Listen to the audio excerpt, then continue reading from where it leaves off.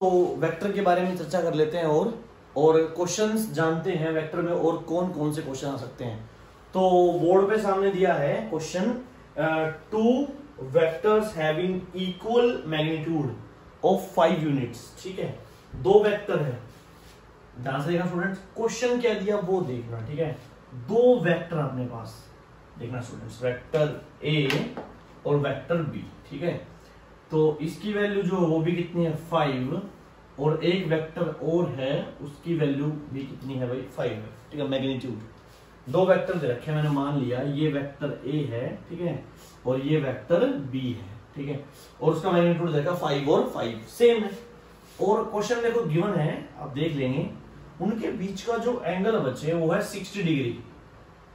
जिन जिन बच्चों ने मेरा फर्स्ट और स्पेशली मेरा सेकंड लेक्चर देखा है उनको ये पॉइंट तभी समझ में आ जाएगा। मैंने क्या बताया था कि जब भी दो वेक्टर उनका मैग्नीट्यूड बिल्कुल सेम हो और एंगल कितना हो 60 डिग्री, तो जो आंसर आता है वो आंसर कितना आता है, किसी भी एक के मैग्नीट्यूड के सामने बस आप कितना लगा दोगे √3, ये आंसर आएगा भाई। देखो, और ये तब आएगा जब दोनों के दोनों वेक्टर, पहली बात तो सेम हो, दूसरी बात जो एंगल हो वो 60 डिग्री ही होना चाहिए।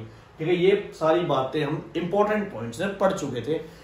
जिन जिन बच्चों ने लेक्चर नहीं देखा तो इसी प्लेलिस्ट में आप चेक कर लेंगे, नीचे गिवन है दोनों लेक्चर, तो वो जरूर देखें। ठीक है स्टूडेंट्स, फिर क्या बात कर रहा क्वेश्चन में, पहली बात फिर ये भी बोल रहा है कि जो रिजल्टेंट है, क्या है जो रिजल्टेंट, भाई रिजल्टेंट हमें पता है दोनों का। देखो इस क्वेश्चन को करने के कई तरीके हैं, हम प्रॉपर तरीके से भी करेंगे। ठीक है स्टूडेंट्स, क्योंकि लास्ट टाइम हम फॉर्मूले भी देख चुके थे और हम सोच समझकर, मतलब बहुत सिंप्लीफाई करके भी हम, मतलब इस क्वेश्चन को हम बिना पेन उठाए भी कर सकते हैं। बिना पेन उठाए हमने कर दिया, कितना आंसर आया 5√3। इन दोनों का मैग्नीट्यूड इन दोनों कहीं बीच में होगा, क्लियर है, ये होगा, इसको बोलते हैं रिजल्टेंट। दूसरी बात क्या बोला है, क्वेश्चन में पूछा है रिजल्टेंट और दूसरा जो वेक्टर है उसके बीच एंगल कितना होगा। मैं आपको यूं बता देता हूं, आंसर आएगा 30 डिग्री।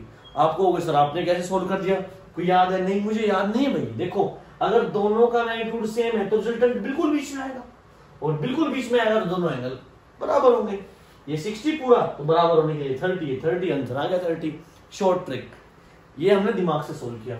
अब प्रॉपर तरीका लगा लेते रिजल्टेंट निकालने के लिए। बिल्कुल, रिजल्टेंट के लिए बच्चे फॉर्मूला बताया था हमने, √a², a की वैल्यू कितनी है 5, प्लस √b², कितना है 5, प्लस 2ab, मतलब 2 × 5 × 5। ठीक है, कोस थीटा कितना हो जाएगा दो वेक्टर के बीच में, कोस 60 डिग्री।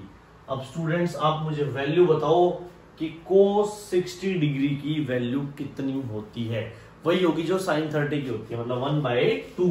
तो इसकी वैल्यू आ जाएगी बच्चे 1/2, और उसे 2 कैंसिल आउट, तो ये हो जाएगा अपना 25 प्लस 5 का स्क्वायर 25 प्लस 25, और ये हो जाएगा अपना, आप सिंपल तरीका ये है 25 कॉमन निकाल लीजिए, वो सबसे आसान तरीका रहेगा, अदरवाइज बड़ा हो जाएगा। 25 अगर हम कॉमन निकाल लेते हैं तो हो जाएगा 1 + 1 + 1 3, और 25 रूट से बाहर निकालते हो तो ये हो जाएगा अपना 5√3। क्लियर है स्टूडेंट्स, क्या आंसर वही आया? बिल्कुल, अगर आपको ये तरीका याद है तो आप आराम से सॉल्व कर सकते हैं। अच्छा स्टूडेंट्स, उसके बाद मैंने प्रॉपर आपको तरीका बताया था भाई कि जो इनके बीच में होता है, ये क्या होता है रिजल्टेंट, इसकी शिफ्टिंग करते हैं हम लोग, आपको याद हो तो इस तरीके से। ठीक है, ये और ये एंगल अगर 60 तो ये भी कितना होगा 60 डिग्री। ठीक है, प्रॉपर तरीका बता रहा हूं आप लोगों को मैं। ये 5 तो इधर आएगा 5 cos 60, ये आएगा 5 sin 60। अगर ये 5 sin 60 तो सामने वाली साइड भी कितनी होगी 5 sin 60। क्लियर है स्टूडेंट्स, तो यहां से हम लोग ये वाला एंगल निकाल सकते हैं अल्फा। क्यों? अब ये पूरा एक ट्रायंगल बन गया, ये देखो कंप्लीट, और ये एंगल कितना है 90 डिग्री। यहां से हम tan अल्फा निकाल लेते हैं। ये बच्चे मैं पहले ही सॉल्व करवा चुका हूं, ध्यान देना। लेक्चर नंबर 2 में हम ये बात कर चुके हैं, लेक्चर नंबर 1 में भी कर चुके हैं। स्पेशल लेक्चर नंबर 1 में पूरा डेरिवेशन करवाया आप लोगों को वेक्टर एडिशन का। ठीक है, जिन जिन बच्चों ने लेक्चर नहीं देखा पहले वो लेक्चर देखिए, फिर यहाँ tan अल्फा की वैल्यू निकाल सकते हैं। टेन थीटा क्या होता है, sine cos tan p by b. Alpha के सामने परपेंडिकुलर, परपेंडिकुलर हो गया अपना 5 साइन 60 डिवाइडेड बाय, ध्यान देना स्टूडेंट्स। अच्छा ये कितना हो जाएगा अपना 5 और ये साइड पूरी 5 प्लस 5 कोस 60। कोस 60 की वैल्यू पहली बात कर चुके हैं हम लोग, ये हो जाएगा 1/2। अगर ये वैल्यू 1/2 तो ये होगा 5/2 इंटू 2.5, 2.5 प्लस 5 7.5, ये हो जाएगा अपना 7.5। अच्छा साइन 60 की वैल्यू कितनी होती है बच्चे, साइन 60 की जो वैल्यू होती है वो होती है रूट साइन 31/2 साइन 60 रूट 3/2 और रूट 3/2 पुट कर देते हैं 5 इंटू रूट 3/2, 2 से ये कैंसिल आउट, कितना आएगा 2.5। ठीक है स्टूडेंट्स, और 2.5 से फिर ये कितने पे 3 पे, हम अपना आंसर आएगा रूट 3/3, जिसको लिख सकते हैं हम फिर कैंसिल आउट करके 1/√3 और 10 अल्फा। आप खुद ही देखो 1/√3 वैल्यू जो होती है कितने एंगल पे होती है, तो अल्फा की वैल्यू आ गई यहाँ पे 30 डिग्री। तो स्टूडेंट्स हम तो पहले ही सोल्व कर चुके हैं, जब दोनों का मैग्नीट्यूड बिल्कुल सेम हो, दोनों का मैग्नीट्यूड बिल्कुल सेम हो तो आंसर आता है अपना 5√3। ठीक है, मतलब किसी भी एक के मैग्नीट्यूड के सामने हम √3 लगा देते हैं। क्लियर स्टूडेंट्स, तो हमारा रिजल्टेंट आ गया। अच्छा दूसरी बात, उन्होंने रिजल्टेंट के साथ एंगल पूछा, आप सोचो अगर दोनों का मैग्नीट्यूड बिल्कुल सेम है तो भाई जो रिजल्टेंट होगा वो बिल्कुल बीच में होगा, तो एंगल का हाफ कर देंगे हम लोग। तो ये क्वेश्चन आपको समझ में आ गया होगा, तो ये क्वेश्चन पूरा नोट डाउन कर लेंगे, फिर आगे चर्चा करते हैं।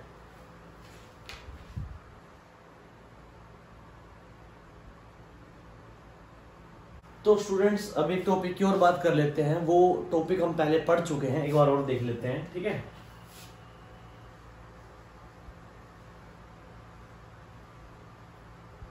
Resolution of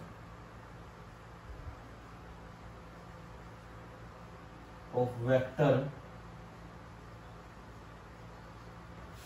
resolution of vector into rectangular component।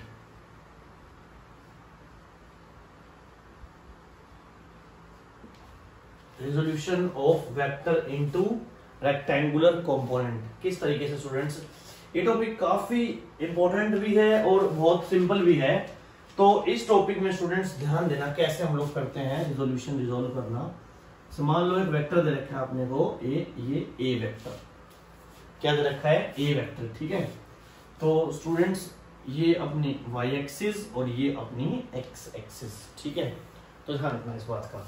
तो हम क्या बात कर रहे हैं कि अपने को दो कंपोनेंट करने हैं। क्या करने हैं, दो कंपोनेंट। अब आप कहिए कंपोनेंट क्या होता है, जो बच्चे पहले लेक्चर देख चुके हैं उनको दिक्कत नहीं आएगी। जैसे समझाता हूं आपको मैं, जैसे ये वेक्टर ए है और x एक्सिस के साथ जो एंगल बनाता है वो बनाता है थीटा। कितना एंगल बनाता है x एक्सिस के साथ, ये थीटा एंगल बनाता है। तो मैं ये पूछूं कि x एक्सिस में कितना है, आप कहोगे सर ना तो ये x में प्रॉपरली, ना प्रॉपरली ये y में। प्रॉपरली नहीं है, x में भी है और y में भी है। तो क्या करेंगे स्टूडेंट्स, इसे कंपोनेंट कर देते हैं। क्या कर देते हैं, कंपोनेंट, ब्रेक कर देंगे, कंपोनेंट कर देंगे, रिजोल्व कर देंगे इसको। जैसे ये a है, ये क्या है a, तो थीटा x एक्सिस के साथ है, तो a तो इधर आएगा a cos थीटा। समझ लो पूरी फिजिक्स में काम आने वाली बात है। ये हो जाएगा a cos थीटा। मैंने क्या कहा, मैंने कहा जिस तरफ थीटा हो उस तरफ आएगा कोस, तो यह आएगा a cos थीटा। इस तरफ थीटा नहीं है तो यहां आ जाएगा a sin theta. Clear students, फिर एक बार रिवाइज करवा रहा हूं क्योंकि 11th क्लास के बच्चे हो आप, और ये चीज अगर नहीं आई तो 11th और 12th में बहुत परेशान होना पड़ेगा। सोचोगे ऐसा क्यों किया, भाई देखो जो ए वेक्टर है प्रॉपर एक्स में नहीं है, प्रॉपर वाई में नहीं है, रिजोल्व कर दिया, उसके कंपोनेंट कर दिए, दो टुकड़े कर दिए। एक्स एक्सिस में क्या है तो लिख सकते हैं एक्स में क्या, एक्स इज इक्वल टू आएगा ए कोस थीटा। अच्छा वाई क्या आएगा, वाई इज इक्वल टू आएगा ए साइन थीटा। क्लियर है स्टूडेंट्स। अच्छा रेक्टेंगुलर कंपोनेंट मतलब अगर ये साइड वैसे यहाँ, ठीक है, ये साइड अगर ए साइन थीटा तो उसके सामने वाली भी क्या होगी, ये भाई रेक्टेंगुलर कंपोनेंट की है, ये हो जाएगी अपनी सेम ए साइन थीटा। अगर ये ए कोस थीटा तो ये भी क्या हो जाएगी, ए कोस थीटा। क्लियर है स्टूडेंट्स?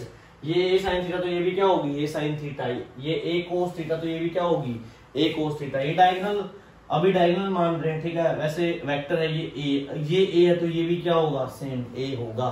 बोलो बात समझ में आई कि नहीं? क्लियर है? अब सुनेंगे ध्यान से, ये प्रूव करना है सही है या नहीं है। अब ये बताओ एक बारी, ये क्या है, ए कोस थीटा। ये क्या है, ए साइन थीटा। एंगल कितना है, 90 डिग्री। आपको याद आएगा पाइथागोरस।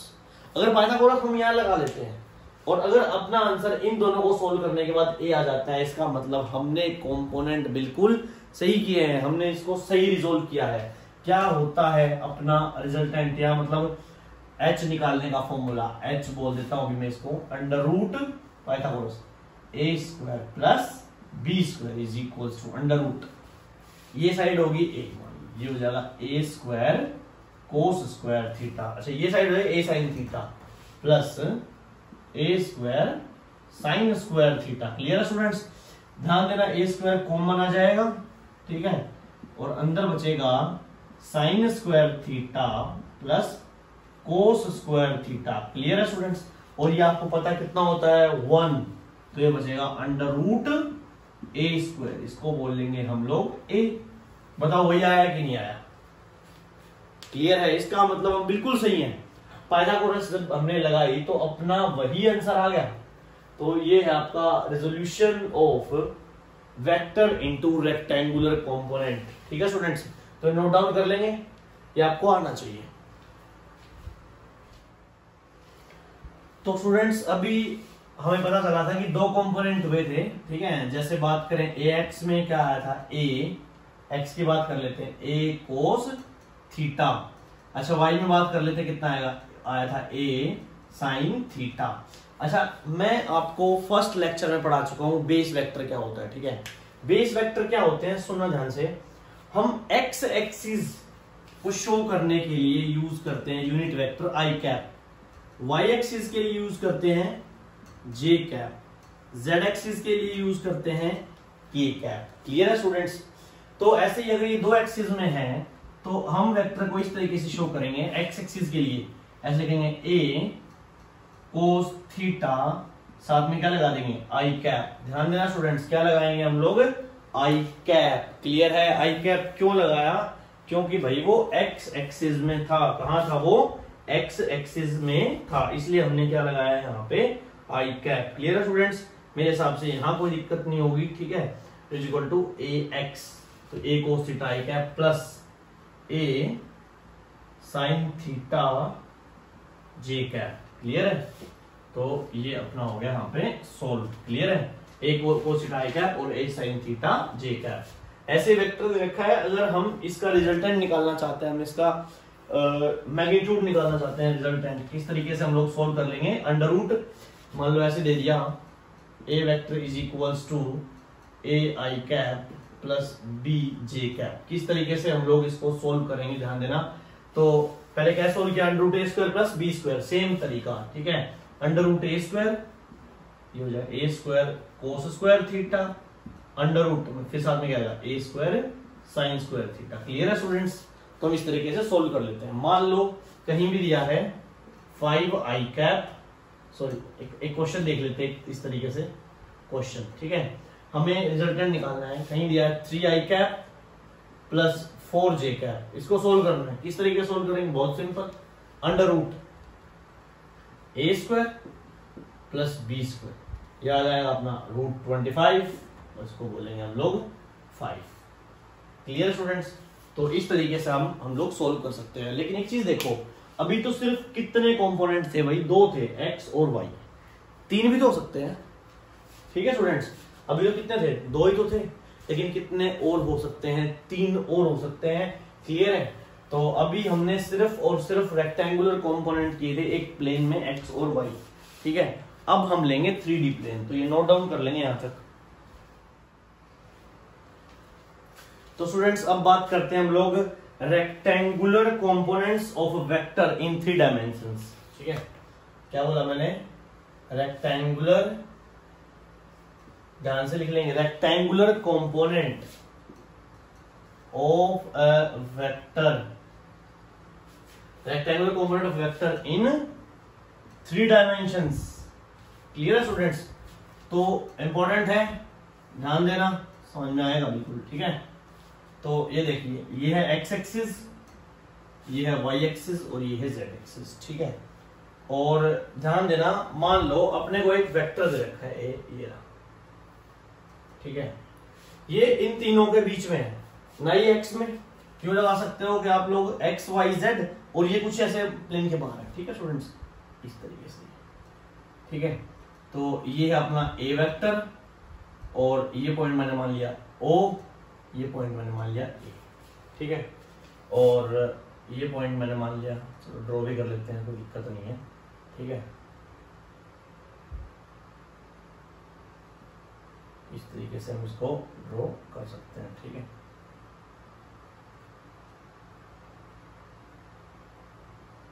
ये हो जाएगा, आपको समझ में भी आ रहा होगा। ठीक है स्टूडेंट्स, तो हम क्या करते हैं, इस तरीके से। ठीक है, और ये जो वेक्टर अपना ये है ए वेक्टर, और इस पॉइंट का जो नाम होगा वो होगा ए। ठीक है, कुछ भी रख लो, बी, अच्छा ये हो जाएगा सी, डी, ए, ई, एफ। Clear students? तो ध्यान देना, अभी हम ये वाला ट्रायंगल लेते हैं, ये वाला ट्रायंगल। Clear students? ये ठीक है, और आपको मैं बता दूं, ये जो एंगल होता है यहाँ पे कितना होगा, 90 डिग्री। कितना होगा? 90 डिग्री। ठीक है, वैसे तो देखा जाए जो ए वेक्टर है, ए वेक्टर वो तीनों में है, एक्स में भी, वाई में भी और जेड में भी। तो कैसे शो करेंगे उसको? अगर तीनों में है तो कैसे लिखेंगे? ए एक्स आई कैप, मतलब ये ए वेक्टर के 3 टुकड़े, ए एक्स आई कैप प्लस ए वाई जे कैप प्लस ए जेड के कैप। टुकड़े इसलिए बोल रहा हूं कि थोड़ा सिंपल लगे आपको। ठीक है, कंपोनेंट कर दिया या रिजोल्व कर दिया मैंने उसको अब 3D में। ठीक है, ए वेक्टर को 3 में, एक्स में, वाई में और जेड में। क्लियर? उसको सोल्व करना है। पहले हम लोग प्रूव कर लेते हैं कि इससे पहले हमने ये देखा था कि मान लो ए वेक्टर इज इक्वल टू दिया है ए एक्स आई कैप प्लस ए वाई जे कैप। तो सिंपली अगर सोल्व करना है तो क्या करते हैं, अंडर रूट ए एक्स स्क्वायर प्लस ए वाई स्क्वायर। Clear students? तो यहां से हम जान लेते हैं कि यहां कैसे, इसको कैसे सोल्व करें, 3 डायरेक्शन। ठीक है, यहां एक ट्रायंगल ले लेते हैं, अभी देखो ये 90 डिग्री होगा। ठीक है, तो ये आपका हो जाएगा एच, इसका मतलब मैं लिखता हूं ओ ए स्क्वायर। ध्यान देना, O A square is equals to A E square, A E square plus O E square. Very simple students, बहुत सिंपल है ये। ठीक है, फिर एक बार ले लिया मैंने ये। क्लियर है? ये वाला ट्रायंगल। ठीक है, समझ में आ रही कि नहीं आ रही बात? क्लियर है? तो ध्यान देना स्टूडेंट्स, तो यहां से क्या होगा, ये एच हो जाएगा और ये कितना हो जाएगा, ये 90 डिग्री हो जाएगा। अभी आपको 3D में नहीं लग रहा 90। ठीक है, आपके सामने जब ब्लॉक रखा होगा, ब्लॉक की और ये साइड जो होती है 90 डिग्री एंगल होगा। तो under root O B square, देखो ये ओ बी, ठीक है, तो ये हो जाएगा एच, मैं लिख दूंगा यहाँ पे ओ ई स्क्वायर, देखो O E square is equal to B E square plus ये वाला side O B square. Clear students? अभी देखो यहां से हम लोग वैल्यू पुट कर लेते हैं। हम क्या करते हैं, जैसे मान लो ओ ई स्क्वायर जो है किसके बराबर आ गया, ध्यान देना, ओ ई स्क्वायर। ठीक है, तो ओ ई स्क्वायर की वैल्यू हम यहां पुट कर देते हैं, O E square equal to this and this. ठीक है, तो O A square is equals to A E square plus B E square plus O B square. ये स्क्वायर तो यहां पे क्या लिखता है, रूट। अब आप एक बात देखो, ए ई क्या है, ये देखो ए ढूंढो पहले तो, ए ई ये किस में है, देखो वाई एक्सिस में, किस में है ये, देखो दिस इक्वल टू दिस, ये दोनों साइड क्या होंगे हमें सामने बराबर होंगे बिल्कुल। ठीक है, तो ये हो जाएगा अपना ए वाई। बी ई देखो, बी ई देखो ये इसके साथ, तो ये हो जाएगा अपना ए जेड। अच्छा ओ बी देखो अपनी, ओ बी ये हो जाएगा अपना x, मतलब ए एक्स का होल स्क्वायर, इसका स्क्वायर स्क्वायर, ठीक है, तो ये हो जाएगा अंडर रूट, और ओ ए क्या हो गया अपना, ओ ए ये हो गया ए वेक्टर। क्लियर है स्टूडेंट्स?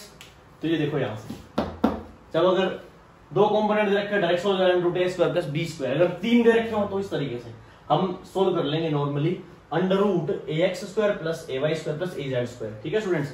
एग्जाम्पल समझ लो ध्यान से, मान लो मैं देता हूं 1 आई कैप प्लस 2 जे कैप प्लस 3 के कैप। क्लियर है स्टूडेंट्स? तो इसको कैसे सोल्व करेंगे, अंडर रूट 1 का स्क्वायर प्लस 2 का स्क्वायर प्लस 3 का स्क्वायर, ये हो जाएगा 1 प्लस 4 प्लस 3 3 जा 9, 9 प्लस 4 13 प्लस 14, रूट 14।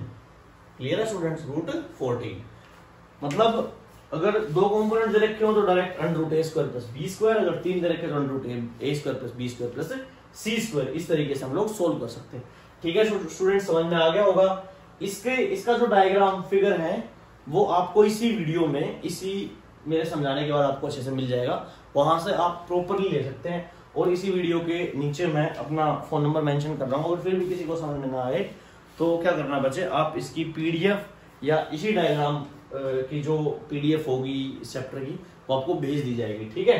तो ये सारा नोट डाउन कर लेंगे।